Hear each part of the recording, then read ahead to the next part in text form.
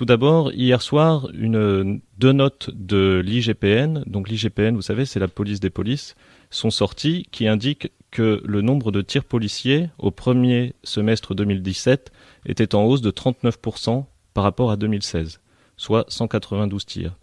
Donc quasiment 40% de hausse de tirs de la police en France au premier semestre de 2017. Dans ces notes donc de l'IGPN, la police des polices, qu'on ne peut pas suspecter d'être anti-police, vu qu'elle appartient elle-même au corps de la police, ces notes font état de l'explosion des tirs d'intimidation ou de sommation, plus 89%, soit quasiment 90% en plus de tirs en un an. De même que les tirs sur des véhicules en mouvement sont en hausse de 30%. Voici pour le contexte sécuritaire dans lequel nous vivons actuellement.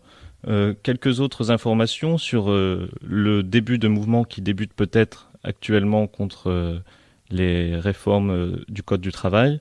Il faut savoir qu'à Paris, il y a eu environ 50 000 personnes qui ont manifesté ce mardi. 8 arrestations ont été recensées au cours de la manifestation et 4 lycéens ont été arrêtés lors des blocages. Et alors que la manifestation touchait à sa fin, donc à Paris, plusieurs centaines de personnes ont décidé d'occuper l'Institut de géographie de Paris. Et donc, je choisis de leur laisser la parole en lisant un extrait de leur communiqué. Voici ce qu'ils ont écrit.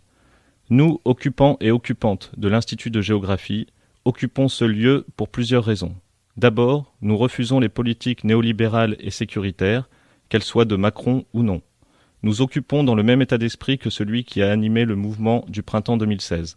Ensuite, nous occupons en soutien aux inculpés de l'affaire du quai Valmy, sachant très bien que c'est là le procès du mouvement de la loi travail. Voilà la fin de leur communiqué. Et pour information, le délibéré est tombé sur ce procès donc de la voiture de police incendiée. Il y a eu 7 condamnations jusqu'à 7 ans de prison ferme.